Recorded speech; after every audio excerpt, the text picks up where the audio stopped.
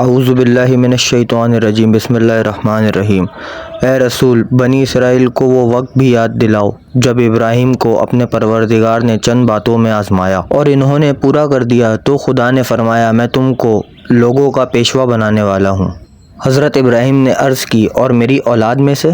فرمایا ہاں، مگر میرے اس عہدے پر ظالموں میں سے کوئی شخص فائز نہیں ہو سکتا۔ اے رسول، وہ وقت بھی یاد دلاؤ جب ہم نے خانہ کعبہ کو لوگوں کے ثواب اور پناہ کی جگہ قرار دی اور حکم دیا کہ ابراہیم کی اس جگہ کو نماز کی جگہ بناؤ، اور ابراہیم و اسماعیل سے عہد و پیمان لیا کہ میرے اس گھر کو طواف اور اعتکاف اور رکوع اور سجدہ کرنے والوں کے واسطے صاف ستھرا رکھو۔ اور اے رسول، وہ وقت بھی یاد دلاؤ جب ابراہیم نے دعا مانگی کہ اے میرے پروردگار، اس شہر کو پناہ و امن کا شہر بنا، اور اس کے رہنے والوں میں سے جو خدا اور آخرت پر ایمان لائے اس کو طرح طرح کے پھل کھانے کو دے۔ خدا نے فرمایا اچھا، مگر جو کفر اختیار کرے گا اس کو دنیا میں چند روز ان چیزوں سے فائدہ اٹھانے دوں گا،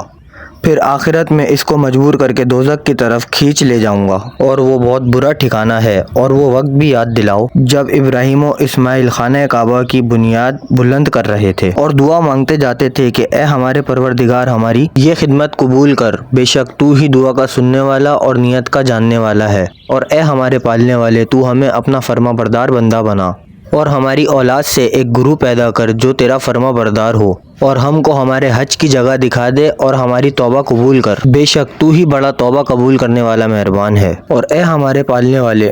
مکہ والوں میں انہی میں سے ایک رسول کو بھیج جو ان کو تیری آیتیں پڑھ کر سنائیں اور آسمانی کتاب اور عقل کی باتیں سکھائیں اور ان کے نفس کو پاکیزہ کر دیں، بے شک تو ہی غالب اور صاحب تدبیر ہے۔ اور کون ہے جو ابراہیم کے طریقے سے نفرت کرے مگر جو اپنے کو احمق بنائے، اور بے شک ہم نے ان کو دنیا میں بھی منتخب کر لیا، اور وہ ضرور آخرت میں بھی اچھوں ہی میں سے ہوں گے۔ جب ان سے ان کے پروردگار نے کہا کہ اسلام قبول کرو تو غرض کی میں سارے جہاں کے پروردگار پر اسلام لایا، اور اسی طریقے کی ابراہیم نے اپنی اولاد سے وصیت کی، اور یعقوب نے بھی کہ اے فرزندو، خدا نے تمہارے واسطے اس دین اسلام کو پسند فرمایا ہے، بس تم ہرگز نہ مرنا مگر مسلمان ہی ہو کر۔ اے یہود، کیا تم اس وقت موجود تھے جب یعقوب کے سر پر موت آ کھڑی ہوئی؟ اس وقت انہوں نے اپنے بیٹے سے کہا میرے بعد کس کی عبادت کرو گے؟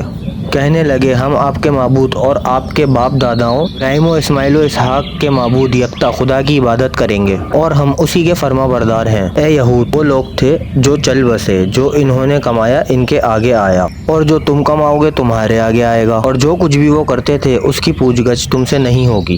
ویڈیو پسند آئی ہو تو چینل کو سبسکرائب کریں، بیل آئیکن دبائیں تاکہ ہر نیو ویڈیو کا نوٹیفیکیشن آپ کو مل سکے۔ ویڈیو کو لائک، کمنٹ اور شیئر ضرور کریں۔ شکریہ۔